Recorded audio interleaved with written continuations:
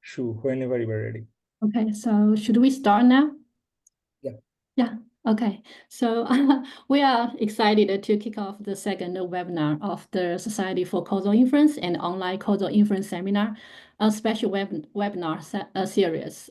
Today's topic is Roundtable panel, exploring career paths in pharma, government, and technology.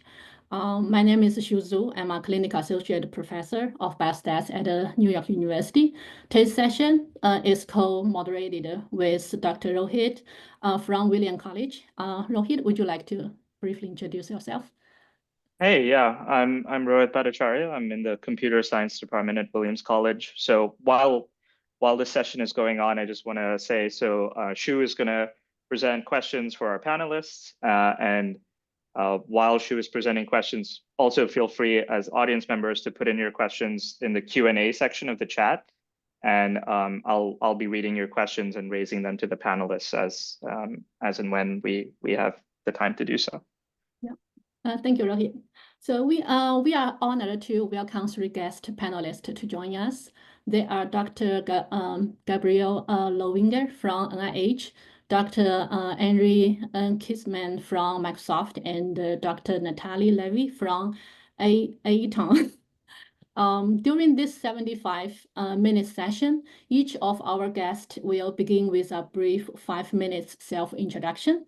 After that, we will open the floor for Q&A. We invite our audience to submit questions in the chat, and Rohit will read them aloud to our panelists. Okay, so let's start from our first question. Then we will invite our guest to take turn to share your thoughts with us. So let's start to talk about life and career choice. That's the most one of the most interesting questions to our audience. So Oh, sorry, I jumped too fast. Before that, let's invite our guest to introduce themselves. Thank you. So should we start from Gabby? Sure. Can you guys hear me okay? Yeah. Awesome. Thanks so much to the panelists for having me and organizing this. My name's Gabe. My background actually, before I got into statistics, was in neuroscience, and I spent a number of years, I studied neuroscience as an undergraduate, spent a number of years doing research in labs, also a couple of years doing public health and clinical research abroad, mostly in Nepal and South America. And I switched into biostatistics because spending a lot of time in labs at the NIH and elsewhere, I saw the increasing reliance on very, very complicated data collection techniques. And I saw how much the conclusions from scientific studies were determined by analysis methods. And I really wanted to be at that intersection of scientific discovery and statistical methods development. So I did my PhD in biostats at Harvard. And when I was nearing graduation, I was considering a lot of different types of career paths. And ultimately, I went with the NIH because I wanted to continue to be able to do methods development, but I wanted it to be hand in hand with biomedical researchers who were going to be using it, because I really feel very motivated when I know that when I'm done with my methods development, there's going to be folks who are immediately applying it and allowing me to continue to sort of refine techniques and guide future methodological development. Thank you, Gabby. Emre, would you like to be second? Sure. Hi, my name is Emre Kiciman. I'm a researcher at Microsoft, where I work on a variety of topics, including a fair amount of time spent on causal and causal-related methods and tooling. So I've been at Microsoft in industry research for about 20 years now, and I didn't start off in causality. So I mean, why did I go to a computer science lab? It's because I'm doing computer science work, and more specifically, the kind of research I was doing when in my PhD was related to large-scale internet services and their backend architectures. And doing that type of work in academia was going to be really difficult. It was pretty clear. Going to a company that had larger internet services, large for back then, was kind of the only way to continue that research agenda. Ironically, maybe I've switched research agendas several times over the last 20 years, moving into social computing, computational social science, and working in causality, as well as the applications of AI and their implications for society over the last few years. What got me into causality and was actually one day at a conference where I was at a meeting where people were talking about all of the great insights they were getting out of social media data. What it said about how they could track spread of disease, how you could learn about how societies function, friendships form, all these really kind of data-driven insights that weren't possible without large-scale observations of data. And each of these presentations was really well grounded in social sciences theory, and it made sense when you looked at the data. But each of them also ended their presentation with a slide that said, "But correlation is not causation, so we really don't know." And it was very disappointing to me that they put all this work in, and basically the conclusion was we can't really conclude anything. And I'd heard through colleagues about this thing called causal inference, and thought, okay, I need to learn about that and bring it to this audience. And that started up a research agenda around trying to broaden the usage of causal inference methods, causal analysis methods, that led to the development of some of our Python tooling for causal inference methods, as well as research into how to bring causal insights into what might be problems that otherwise didn't use causality. Things like how does causality relate to improving prediction methods, for example, in the context of domain generalization and others. And that's continued, I think, for a while, and I've had an opportunity to work horizontally on these methods across a variety of applications. Excellent. Thank you, Emre. And then Natalie, would you share your experience? Sure, absolutely. Well, thank you so much for having me here today. It's really great to be here with these other fantastic panelists. So my name is Natalie Levy. I currently work at Aetion, where I'm a director in our scientific services or scientific consulting group. Kind of like Gabe, I come from sort of an indirect path to where I am now. My undergraduate work was in economics, and I did some work in economic consulting, and I actually worked for the New York Federal Reserve Bank during the financial crash. That is a correlation does not equal causation situation, no? And then while I was there, I think during that experience felt just a desire to do something that felt a little bit closer to the people who were impacted by what was going on. And through a family friend, actually got introduced to the idea of health economics. So what is as an undergrad, I had kind of been interested in the link between health and socioeconomic status, but had always looked at that from an economics perspective. And so then sort of flipped to being interested in it from more of a public health perspective. So I decided to pursue a master's in public health, and then I took my first course in epidemiology and fell in love with it. So I ended up switching departments and then getting some applied experience in epidemiology before going to Columbia to complete my PhD there. And I was introduced to causal inference methods during my PhD training and really incorporated a lot of that into my dissertation work, and then was really interested in working at Aetion because we do what gets known as real world data or real world evidence studies, which are basically just observational studies using routinely collected healthcare data.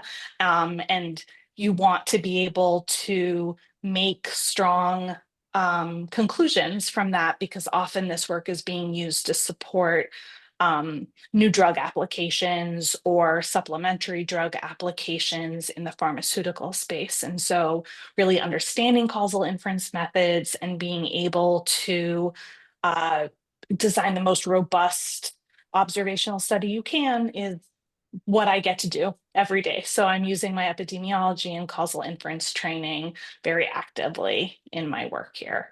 Yeah, so that's sort of my trajectory up till now. Thank you, Natalie. This is a very interesting story, and we hear different stories from our panelists, how they move forward to causal inference. And next, let's share, we would like to hear from you about your life and career choice. So many before we go to the questions, could we like maybe just stop sharing the slide so we can see the speaker video more clearly? Yes.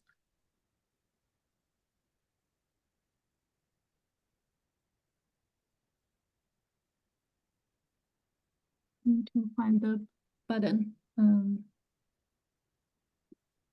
It's probably in the bottom. Yeah. Yes. So awesome. Can we see the speaker? Okay, wonderful. Yes. Yeah. Okay. And just a reminder to the audience, you can feel free to put your questions in the chat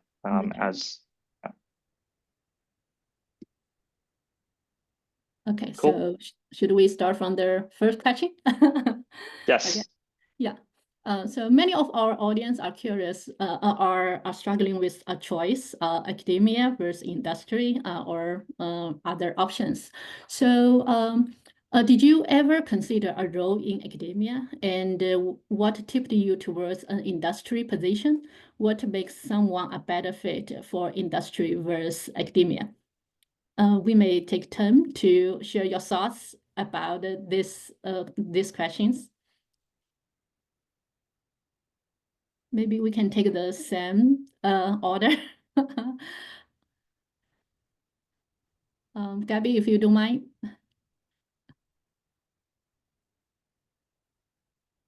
Good. A little frozen, I think. Can people hear me? Anybody? He's frozen, right? Yeah, we can hear you. Your camera's frozen. You but can we hear can me. hear you. Yeah. Okay. So for a position like the NIH, I think it's probably most comparable to something like a hospital biostatistician, where most of my work is methodological or working with scientists.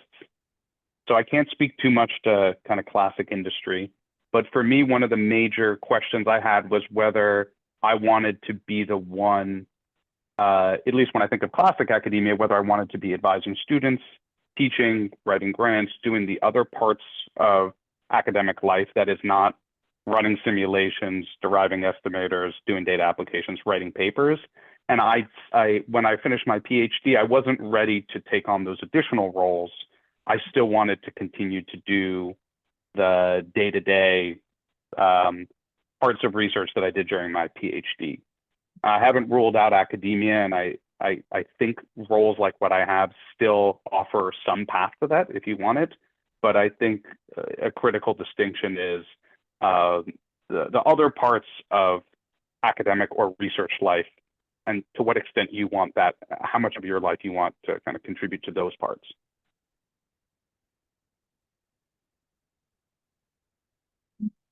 Thank you, Gabby. Emre? Yeah. Yeah, I did, when I first came out of my PhD, I did apply to, academic positions as well. And I think the thing that pushed me over to the industry was just the opportunity to do the kind of research I had been doing. And it's been a good experience. In particular, Microsoft is very supportive of research, fundamental research, going out to academia, publishing in conferences, and encouraging us to, be very open with the work we do. So it has felt like our freedom to do that kind of work is I haven't missed the academic aspect there. And there's also been things that I've appreciated, like the different, switches in my research topics over the years are probably things that would have been difficult to manage in an academic setting, certainly pre-tenure. So in many ways, it's worked out quite nicely, and it's a great benefit to have kind of the rest of the company there to help drive impact of the impact of the research we do. Thank you, Emre. Actually, I wonder, before you joined Microsoft, is it like you already know what is the environment in Microsoft, or you figured it out and you love it more? I did an internship with Microsoft Research before joining. Yeah. Mm-hmm. Thank you so much for sharing it. And Natalie? Yeah, so my answer is going to be quite similar to the other two panelists. I did consider an academic route. I really loved teaching, so I struggled a lot in that way, giving up kind of the opportunity to teach and work with students as a mentor. But I ultimately similarly decided that the kind of research questions I was interested in, which were more these kind of basic methods questions, at least in public health and in epidemiology, were never going to get funded. Like everyone I spoke to kind of said, like, well, I kind of had to pick a topic area that I then mainly apply to grants in, and then when I can, I do like a little methods thing on the side.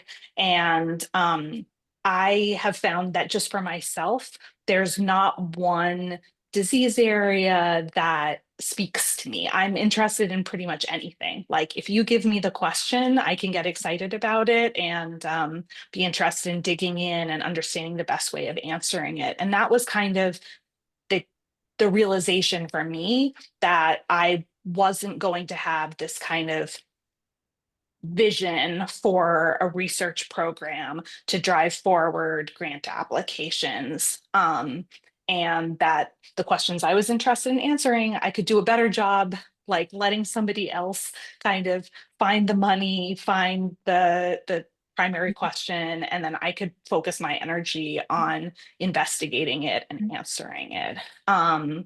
And I learned about Aetion through two women who work here, one who's the chief scientific officer now, and the other who was our head of scientific strategy. They had both done their PhDs at Columbia with my dissertation advisor, and I had the great fortune of being a teaching assistant for their pharmacoepidemiology course. And so I built that relationship and followed their careers from working at Pfizer to coming to Aetion, and knew the kind of work that they were doing. And at least at the time that I was doing my PhD at Columbia, we didn't have full funding. So I worked part-time throughout my PhD. And so for the last almost year of my PhD, I ended up taking like a contractor position at Aetion. So that also gave me like very hands-on experience of what a full-time position here might look like, which was like a huge motivator in deciding to pursue a career here after the fact. And similarly to what Emre said, I feel like a lot of the work that I do here is still like academic in nature and the kinds of questions I get to think about. I attend conferences, I have first authored manuscripts, so I still feel that I'm part of that community, even if I'm doing it in a different environment. Yeah, thank you, Natalie. Yeah. So it's a very, really very important information. It's like the industry and academia may not be so different as some people thought. And also it is very critical, especially from your experience and Emre's experience, that people may take advantage of those internship or any collaboration to know about what the industry could offer to us. Yeah, this is excellent. Yeah. I'll jump in with an audience question. It's more like a compilation of audience questions. So maybe you've decided, okay, I'm going to go to industry. Are there specific things you recommend folks do in order to prepare themselves for an industry position, given that a lot of the PhD training is focused on perhaps getting an academic position? What should they do to try and make themselves more competitive for an industry position? And feel free to jump in, whoever wants to go for it. I mean, from where I sit, which is a different perspective, obviously, than Gabe and Natalie. From where I sit, there's a couple of things that we look for in candidates who are coming out of PhD programs.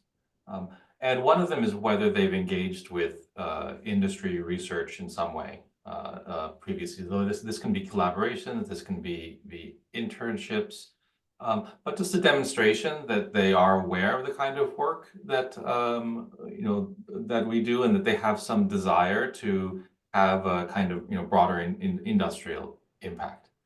Now, once that's the case, then I think for us, then the second kind of criteria is also like, is there a desire for the candidates to take advantage of the unique aspects of the company as part of their research agenda?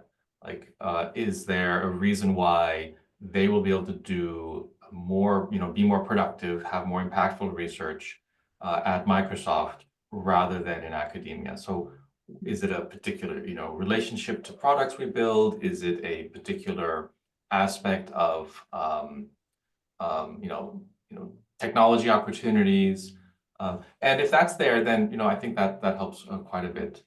And one thing that we do kind of recognize is that in our research labs, especially, we recognize that, students who are coming in are not going to be, they're going to be really good at all of the academic work that they've been practicing throughout their PhD, and that a lot of the product engagement and kind of additional kind of responsibilities that are going to be a little bit new to them are going to be things that are going to develop over the course of their career.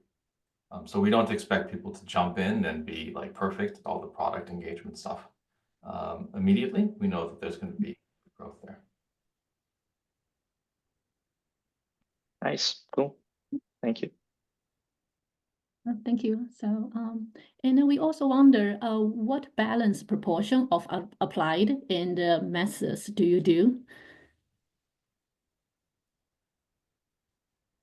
I was just going to add to what Emre said at Aetion, like on the scientific services side, it's effectively like a consulting role. And so we're definitely looking for people who have those great technical skills, but you're also going to need to demonstrate that you can work with outside clients. And so the kinds of additional skills that people are looking for are really strong communication skills, strong writing skills, presentation skills. And so to whatever extent you can get experience in that and be able to demonstrate that, either because you've authored papers or presented at conferences, I think those are some of the additional, like not that they don't show up in academia, they absolutely do, but in terms of like a skill that you would want to demonstrate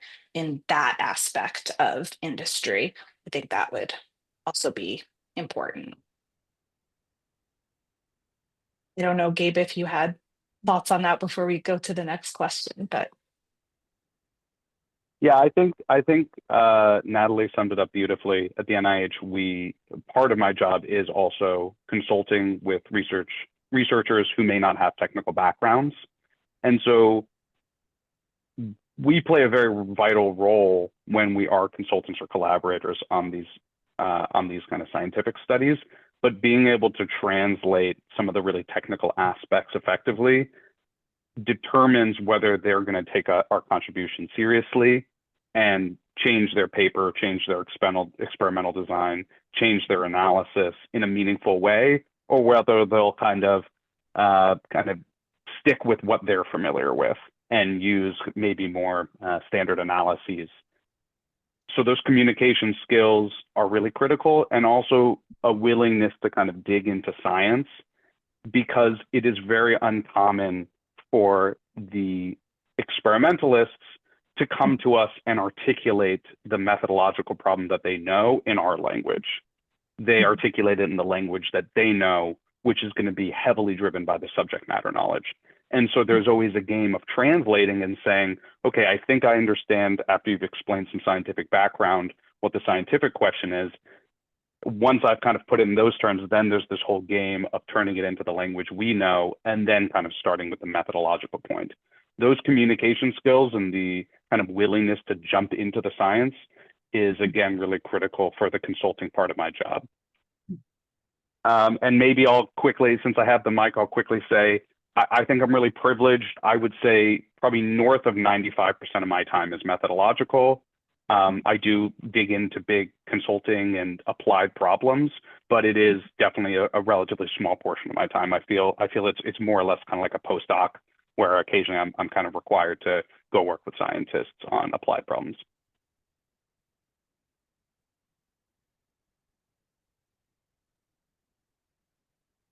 I can just go quickly and say, I'm not personally doing methods development myself here. That's also not like really my area of expertise. It's more of applied causal inference. And so that's what I get to do.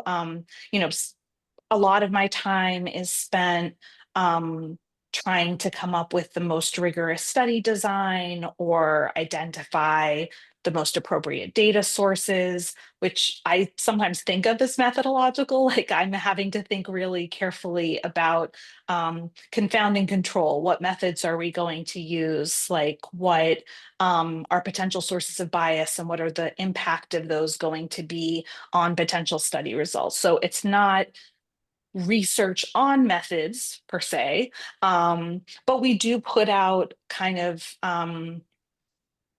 publications on kind of best practices or thinking around how to approach some of these questions.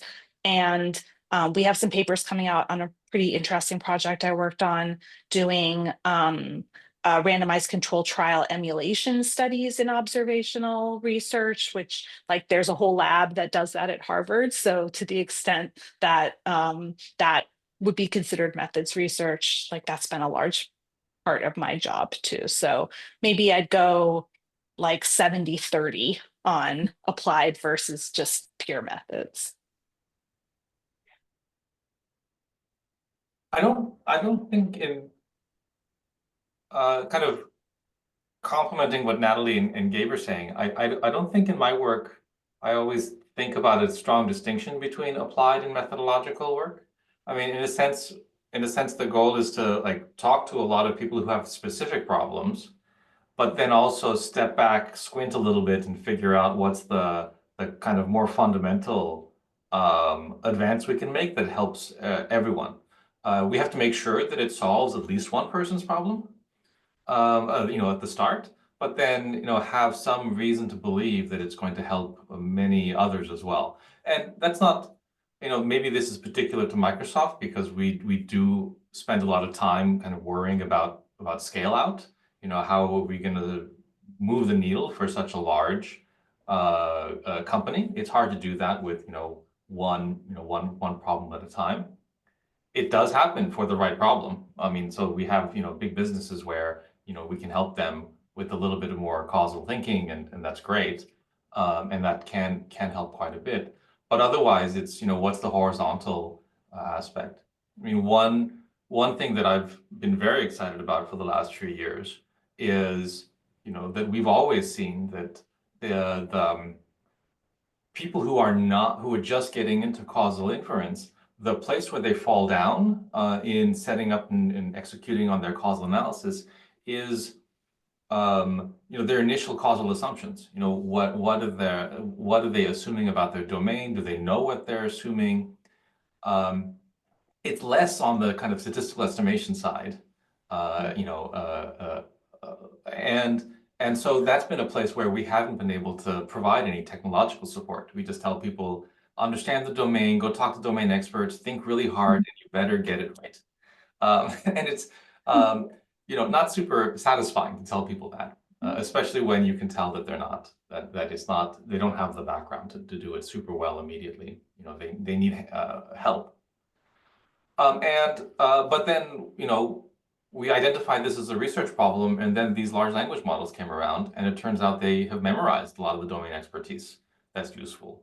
They're not perfect, but you can ask them, you know, simple questions like, what are some unobserved confounders? Help me, you know, brainstorm.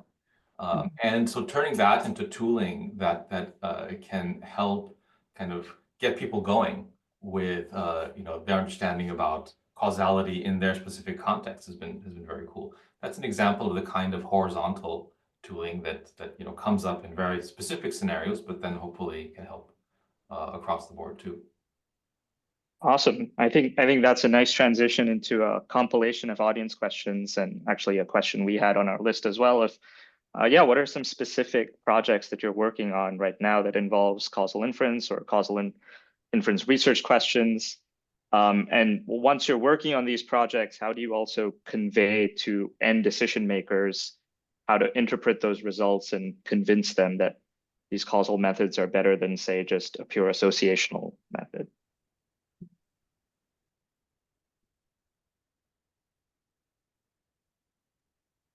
Maybe we'll start with Natalie. Yeah. Cool. Yeah. Sorry, I was just going to jump in and say that like part of the work that I do is actually sitting down with, let's say, particular groups at a pharmaceutical company and getting them to think really systematically about, because basically, like, sometimes people will come to us and they'll say, oh, we want to use a real world evidence study for our question. And there are reasons for that. It is a lot cheaper to use data that are already being collected for other purposes than it is to like run your own clinical trial. But FDA is not actually interested in that as an argument. And so, like, I think kind of to Emre's point too, sometimes a lot of the work that we do is having people take a step back and be like, okay, what is your actual research question? What is your principled argument for why you can or cannot answer this question using a randomized controlled trial? And then if you have a good argument for that, you need to be able to put forward evidence that is going to be seen as substantive and compelling in an observational setting. And so then that is entirely about really designing a study that is causally sound. And that starts 100% from like, what question are you asking? How much do you know about the subject matter area? How much do you know about why certain people get prescribed your drug versus another drug? And so, like, honestly, a lot of it sometimes comes down to just really rigorous, even descriptive analyses to inform your causal inference. So yeah, I think that sort of gets at your question, but yes, definitely. That's kind of how it's all showing up here. Cool. Yeah, Gabe, there was a specific shout out to you about how do you convince people at the NIH that they should be using observational studies, or if there's sufficient evidence in observational studies over RCTs?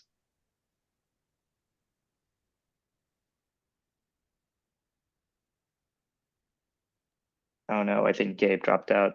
Emre, do you have thoughts on the same topic? I'm sorry, could you repeat the question for Gabe?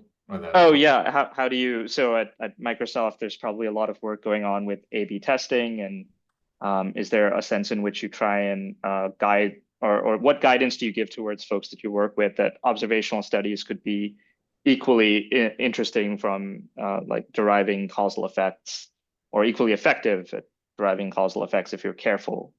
Yeah.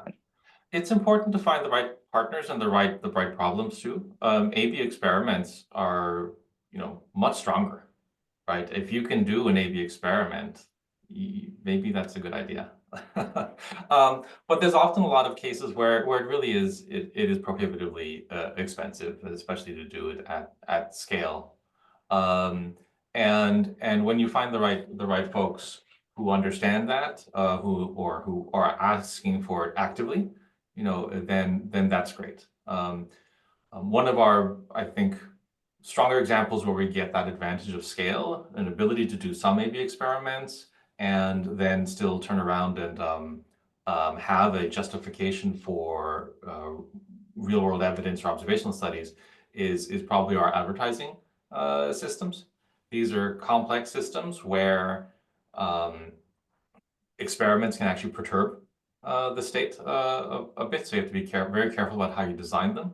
They're also expensive to run experiments because you often have to forego revenue from traffic that goes into experimental settings, and so this means that you can run some experiments to validate your real-world observation studies and gain confidence, but then otherwise, for the bulk of your learning about what your customers are doing, both your advertisers and the users who are seeing the advertisements, you have to rely on observational studies. So it's a fun mix. Yeah. Yeah, awesome. Gabe, do you want to step in with thoughts about the use of observational studies in your work and the analysis? Yes, it's a great question. I'll be honest, a lot of the work that I've done at the NIH has actually been from the other side, which is convincing folks to use causal inference techniques in experiments. Because a lot I work a fair bit with very basic scientists who use animal models. And so there is an enormous amount of experimental control. And so a lot of folks kind of think these are cases where causal inference techniques would not be necessary. And so I'm kind of coming from like almost the opposite extreme. And some of the work that I've done methodologically is trying to emphasize how certain causal inference techniques can be absolutely critical in experiments. So one very brief example is I wrote a paper with a friend and collaborator on for a neuroscience technique in which scientists will implant lasers in the brains of mice that allow them to stimulate neural pathways in real time. And this is a way of kind of experimentally manipulating a part of the brain and seeing what is the effect of experimentally manipulating this on behavior or on some sort of outcome.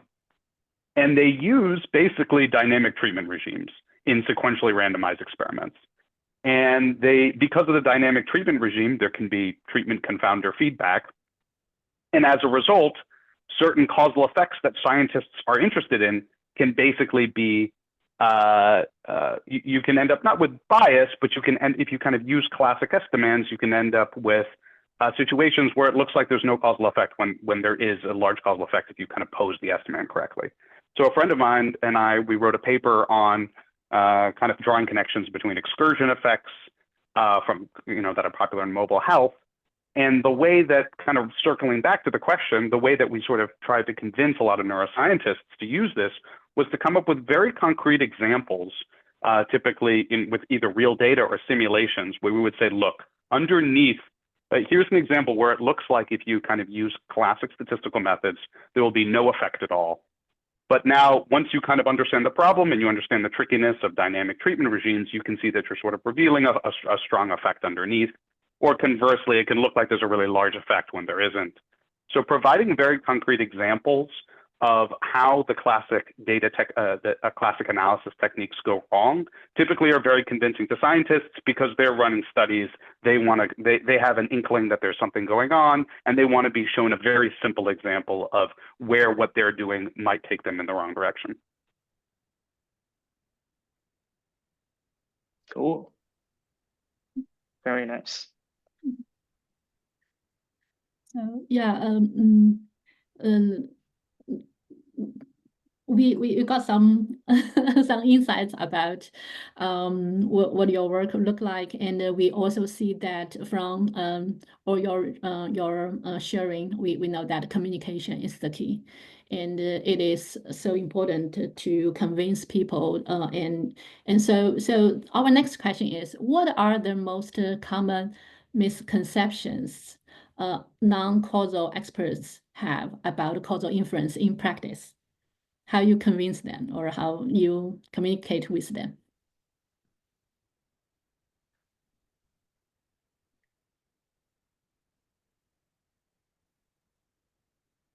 I would say in our work, I think there's sometimes this idea that if you take the latest and greatest cutting edge, whatever machine learning driven approach to confounder selection, like that's going to be the solution to your problem. Whereas if there's a fundamental design flaw or something that we just do not understand about the entire ecosystem in which you're asking a question, like there are no amount of fancy methods that are going to fix that problem for you.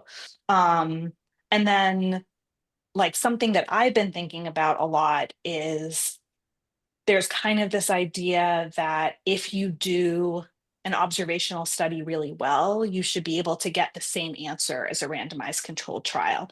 And I'm not sure that is ever going to be true, because at least for the first study of a drug, it's brand new to people. There's no other way for them to get it. And so it's not going to be until it's available to whomever wants it or can be prescribed it that you can study it. And so the entire like transportability across time and across markets and entire environments is just like, I don't think that we are going to be able to get the same answer. So then it's kind of this idea of, okay, so if you accept that the answer that you're going to get in an observational study is never going to be exactly what you would have seen if you had done a randomized controlled trial, what do we need to be able to show about our observational study to make that argument compelling? Like to say that, yeah, we know that this is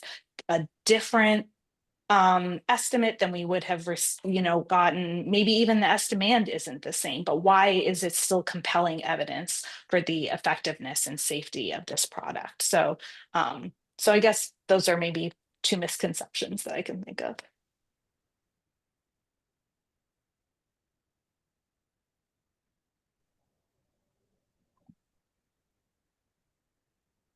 Cool. Yeah, maybe we can. This is sort of a callback to some earlier stuff, but it's an audience question. So, and several people have raised this. But are there any aspects of academia you sort of miss? Natalie, you briefly touched on how you really enjoyed the teaching and mentoring aspect of that. Are there ways in which you connect back to those aspects in your current roles? And also, how do you navigate your way in the institutions that you're currently at and seek out collaborations?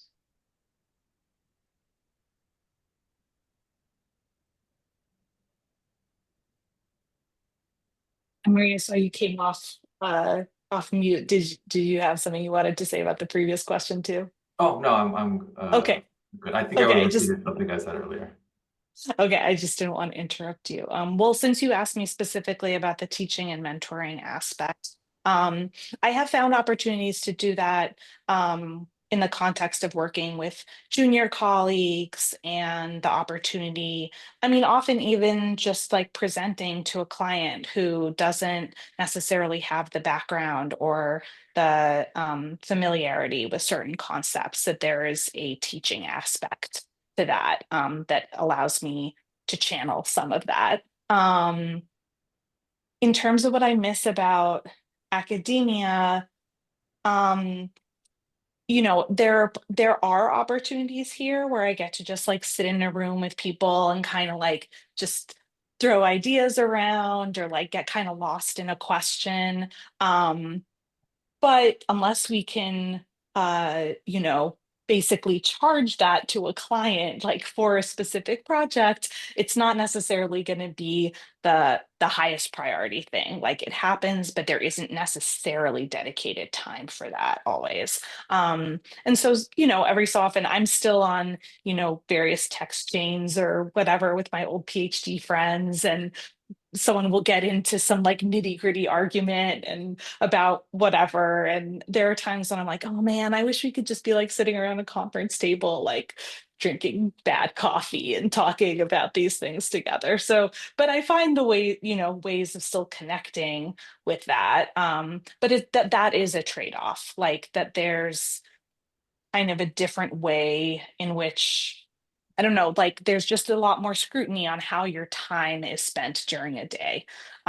People are going to be concerned about that in a way that they might not be in academia, where they're like, okay, well, if you spent all day going down this rabbit hole and now you have to work all day Saturday because your grant is due and you didn't learn anything that's going to be useful, like that's your problem, but I don't get to do that during a regular work day to the same extent.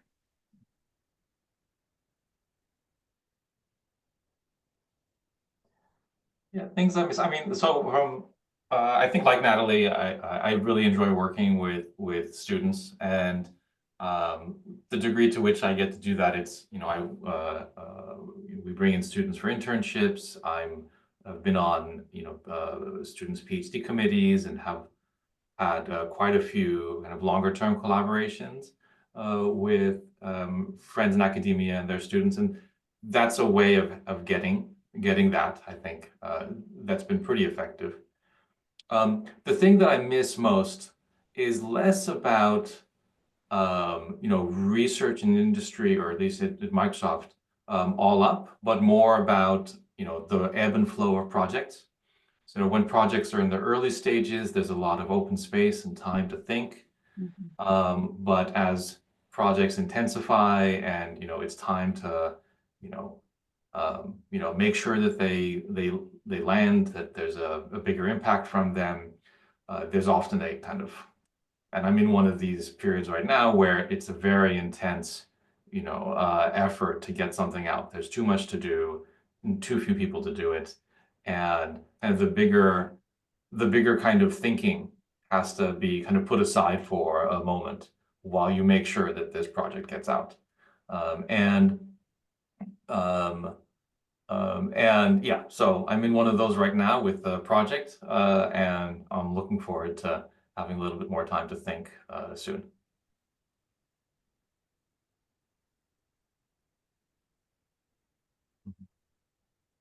One thing I miss a bit about, I guess, my old department, I guess it's a little hard to speak in generality about academia, but I think the feeling that there was a large amount of people around me who had the same background, was familiar with the same literature, methods, and kind of had similar interests.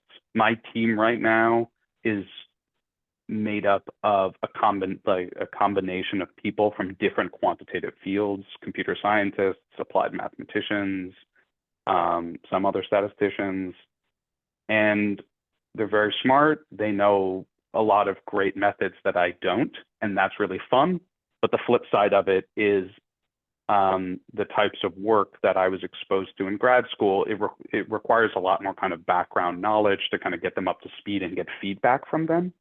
And so when I do want feedback on my research, it's not quite as easy as it was at grad school, where I could turn to someone and they kind of immediately knew what I was talking about, and I could very quickly get help. It's not a big deal because in the modern age, I collaborate very regularly with people entirely through Zoom, and it's not a big deal to reach out to people in academia. A lot of my collaborations are with academics, but if I had to choose one drawback, just the density of other kind of biostatisticians with the same knowledge is something I do miss. Awesome. Okay, so we're gonna, I think we have time for like one more question. This is gonna be a big one, maybe partly controversial. So it's a two-part question. What methodologies do you think have been most useful in your work? So DAGs, matching methods, what have you? And then what kinds of methods or discussions will we be having 5 years from now? LLMs were briefly brought up, and there are several questions in chat about how AI or related techniques have affected your work. Is that where causal inference is headed, or in general, the kinds of things that we're talking about, is that where we're headed?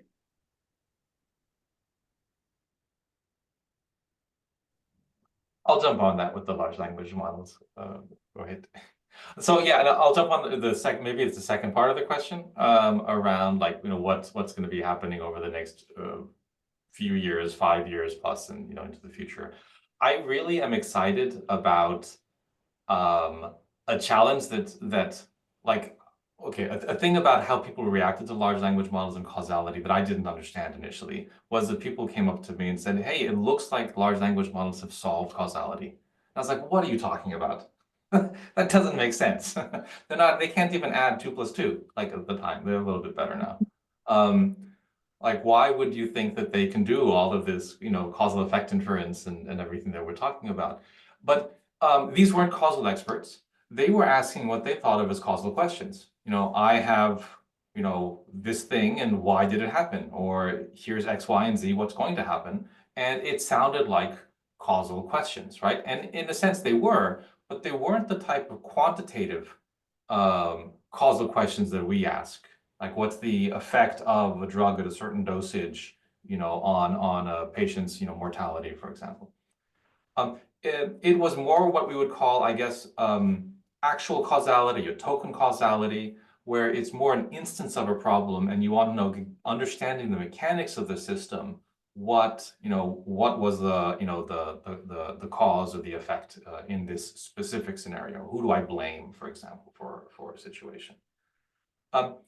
And this is a branch that's completely separate from quantitative analysis, but there's actually, and there's a good reason for it.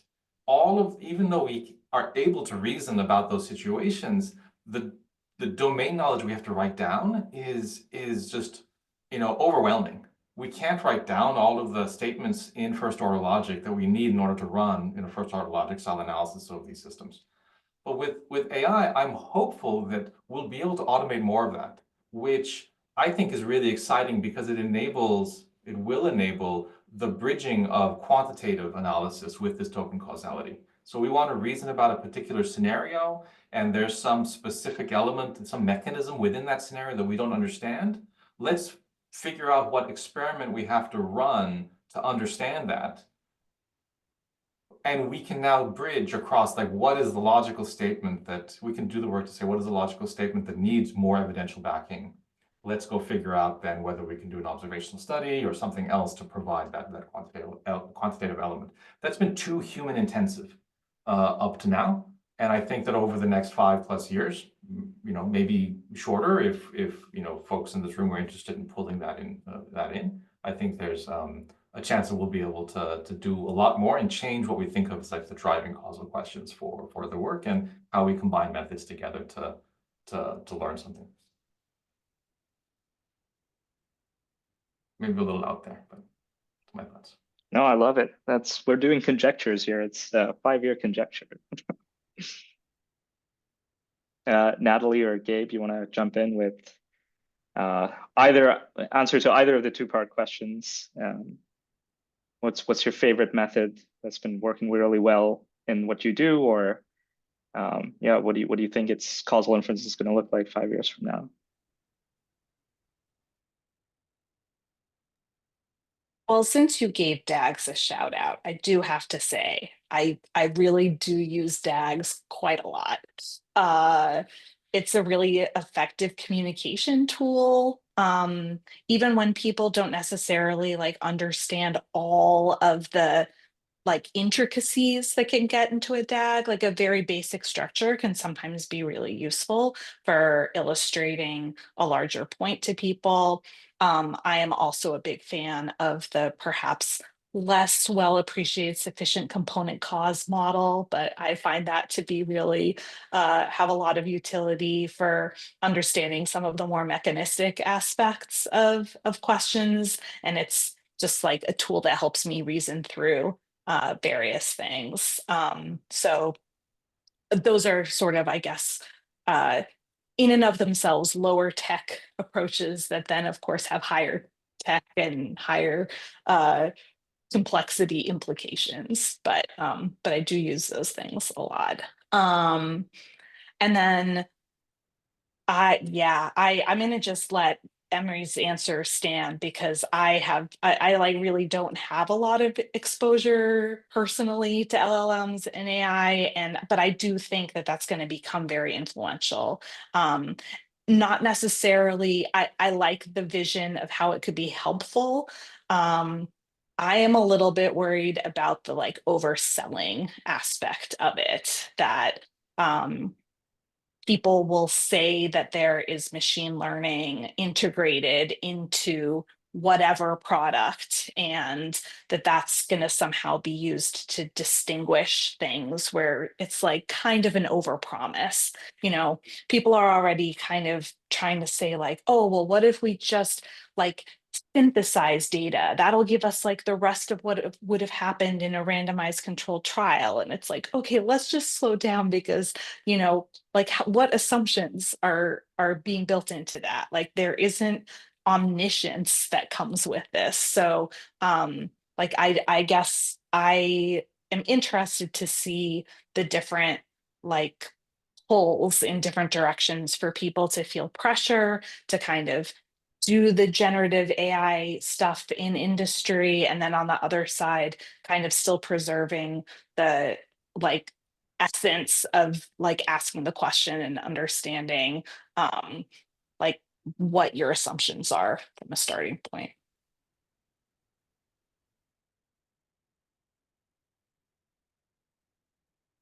Yeah, I think echoing both what Emre and Natalie said, I'll start out with the DAG part, which is I find these simple tools to be invaluable, even in what is for me the more common case, which is concisely and convincingly conveying why a given researcher cannot really hope to make any causal inferences, and why they should clarify what the causal question they want is and try and identify what a realistic analysis will be. This is what I encounter, at least in mental health, where a lot of the assumptions in observational studies feel extraordinarily unrealistic to me in a lot of the data sets I encounter, again, when I'm in the observational settings. It's the question posed is a really exciting, juicy one. I can't say I feel comfortable conjecturing about where we will be, but I'll make a note of where I hope will be, at least in the kind of causal inference that I see in the domain areas that I work with, which is I hope that there is further embrace of causal inference, and particularly with estimands that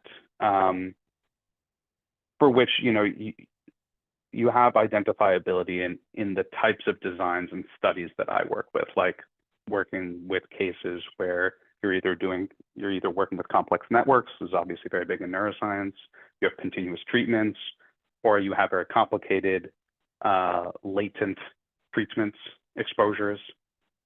These, I think, are really critical for cases relevant to mental health, neuroscience, and psychiatry. And so I hope the field continues to move there, and that the scientific domain experts sort of embrace these tools. Yeah, awesome. Thank you. Yeah, so those were the hard-hitting questions, and partially because the OCIS seminar usually wraps up at 12:30, but this is a special seminar that goes till 12:45, so we have time for a few more questions. Just reading through some of the audience questions, I think you touched upon this, Gabe. DAGs are,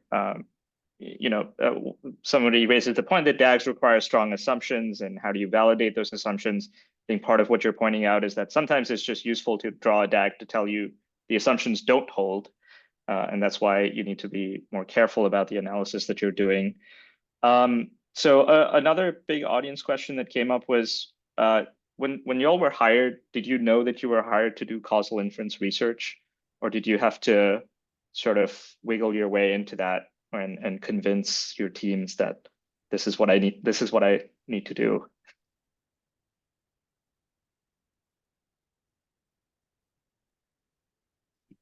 I will say, I mean, whether people described it that way or not, like that's what we're doing every single day. So yes, I was hired to do causal inference research.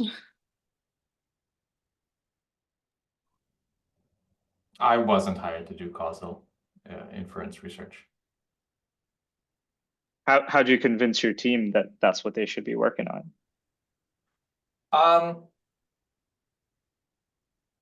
People were pretty open to it.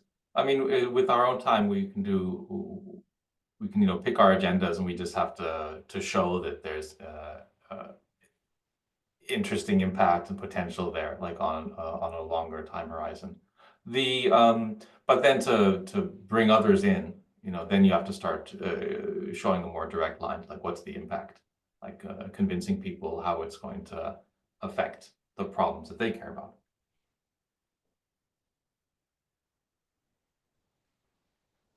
I was not hired to do causal inference, nor was I very familiar with causal inference methods prior to joining the team. I learned a lot over the past, like since I joined the team.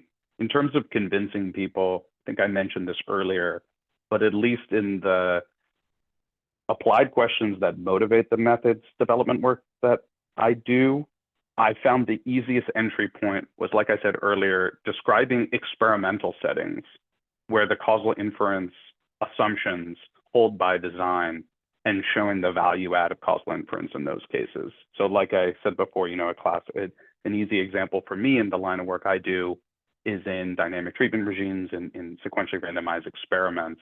I could convey it, and it didn't require some of the leaps of faith that some experimental scientists or some experimentalists who don't run observational studies might not be comfortable making, or assumptions they may not be comfortable making. Describing it in those contexts and showing the value add, I found was very convincing for a lot of people who weren't experimentalists, who were not exposed to causal inference statistical methods.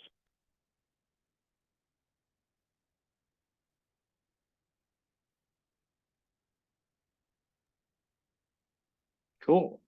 So taking a little bit of a different angle, what are some of the ethical challenges you've come across when you apply causal inference to sensitive domains like mental health, or you're dealing with user data at Microsoft? Are there big challenges that you've come across, and how have you overcome some of those?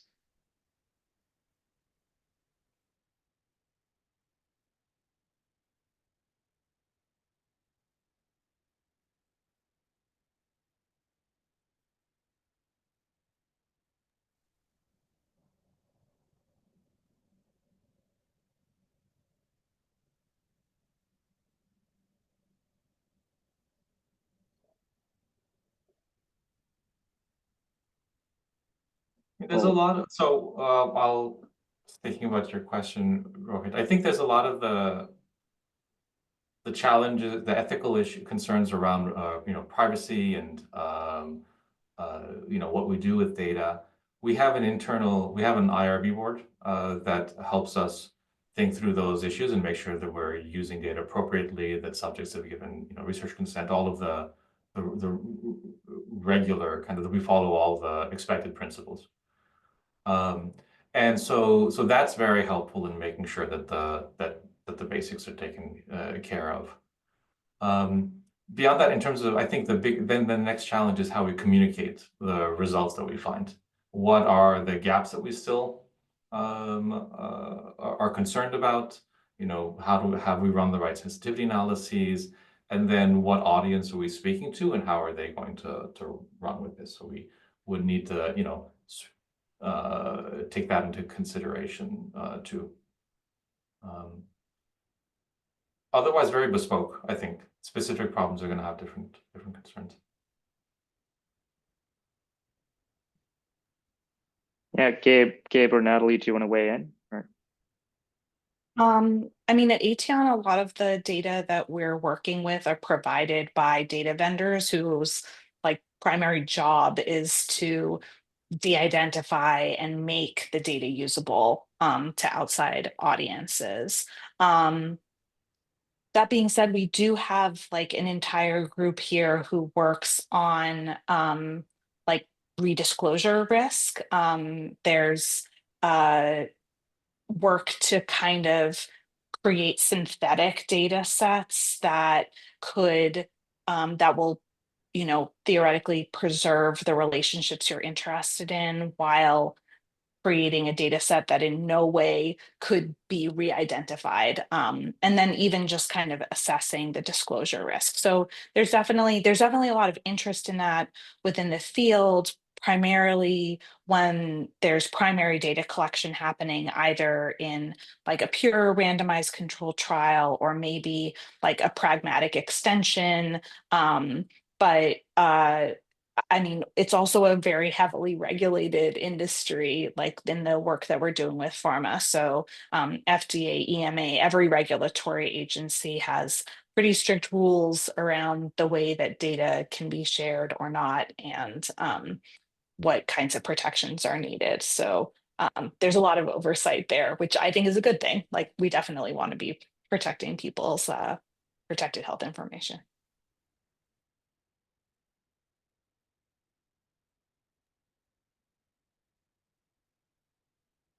It's a great question.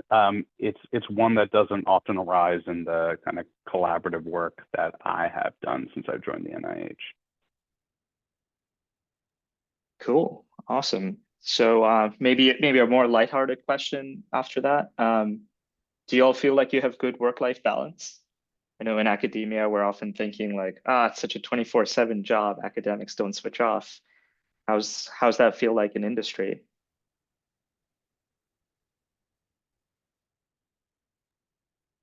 I mean, it depends on the week.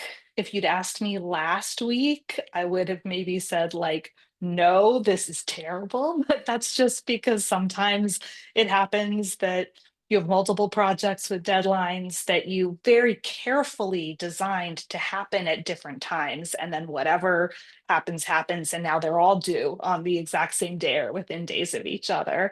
But the baseline expectation is not that I'm working all the time. There's, you know, when people are out of the office, I took the day off yesterday, and like people don't even send you messages. Like they write them and have them delay so that if you forgot to set, you know, silence your notifications, you're not being bothered. So there's definitely a lot of respect for that.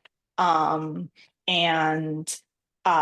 yeah, I mean, there are just busy times of year, there are busy stretches. I think there's ebbs and flows with that, but I will say there was a former department chair of the epi department at Columbia who was like, academia is the most flexible job in the world. You can work whatever 80 hours a week you want to.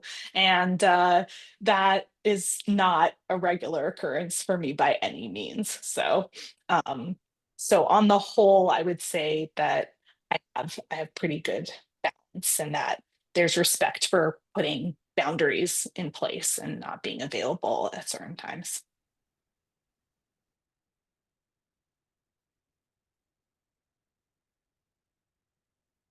Cool. Gabe or Emre, do you have strong thoughts or feelings? No, I think it's a lot like what Natalie said.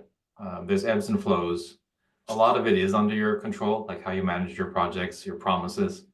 You know, if you have a tendency to overpromise or get overexcited, then it's going to be tougher.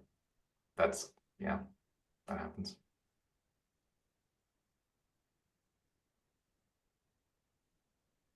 Yeah, echoing Emre and Natalie's points, I think it depends a lot on how many projects you take on. And like Emre said, you know, how excited you get. I would say in general, I've really loved working at the NIH. I think it's phenomenal. The work-life balance for me has been really nice. But it is like other types of academic work in that sometimes if you're involved in a lot of different projects, there's other people's schedules at play, and they may want you to move faster. They may have their own deadlines for their own reasons, and you have to be a good collaborator. So some of those points I think probably just come up in work in general. But to answer the question succinctly, yes, I think it's very nice work-life balance, and I love my job. Could we just zoom in a particular day? So what a typical day of your life look like?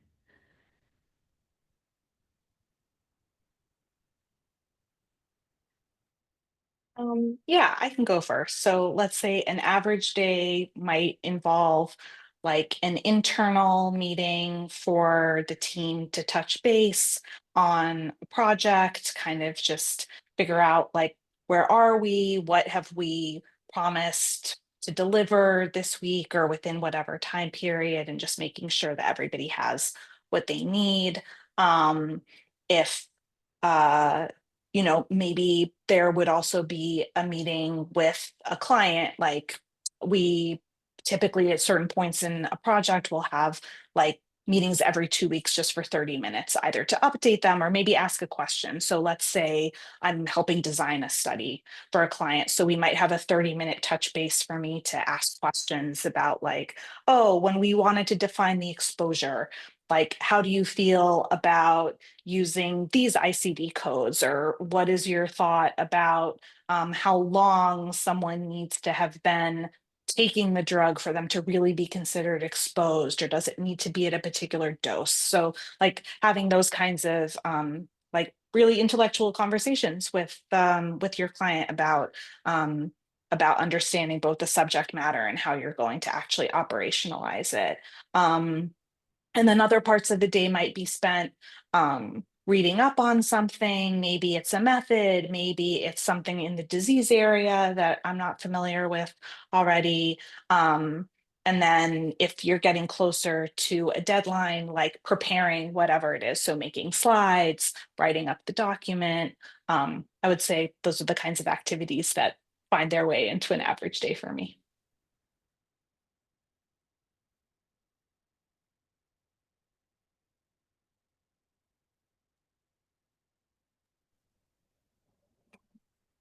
Yeah, I think on an average day for me, a big chunk of time is spent coordinating with others, following up on tasks, either mine, things that I owe other people, or vice versa, ones where I'm the one asking for help with something, and making sure that the project as a whole moves along at a steady pace, and that people are both focused on what they need to be doing as well as aware of the bigger picture, so that both so that they can be both motivated by why their work is important, as well as kind of thinking through better ways of doing things on the research side. A lot of this is, you know, it's right now at the moment I'm in a larger team, and so there's a lot of coordination, and more of that has moved over chat. I'm not sure if this is the level of detail that kind of you're curious about, but I've been surprised how many conversations have moved from meetings to just text conversations, and that's kind of nice. You can actually do a lot there and not have that half-hour meeting to talk. And then that saves kind of the meeting time, the one-on-one time for, talking to people about how they're doing and what's exciting them, and kind of the more open-ended conversations. Yeah, my weeks are a little bit front-loaded, so I tend to have very full schedules. Monday, Tuesday, parts of Wednesday, and then Thursday, Friday start to ease up, give me more time to do my own focused work and read and do some of that thinking, at least, that I like to do.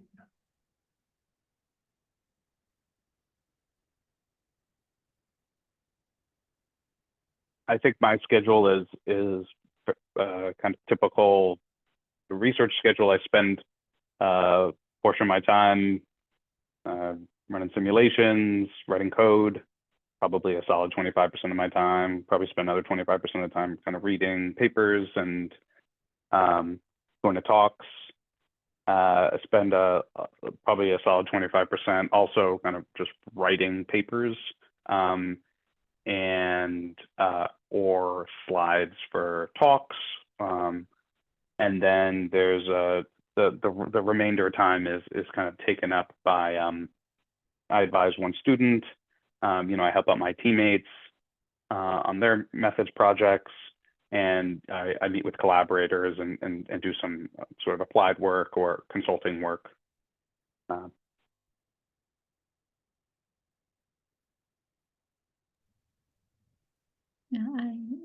thank you everyone for sharing what your day look like. It really give us a very vivid picture. So time flies. We are at the end of this this conversation. So we'd like to thank our panelists for your generous sharing of your experience and insights with us. You shared about the past, current, and the future. We really appreciate that vision. We also extend our appreciation to the audience for joining us today. Thank you, and see you soon in the next event. Thank you, everyone. Thanks. Have a great rest of your day. Thank you. Thank you. Thank you for the invitation. It was great to be here. Thanks for the invitation. Great meeting you all. Bye-bye. Yeah.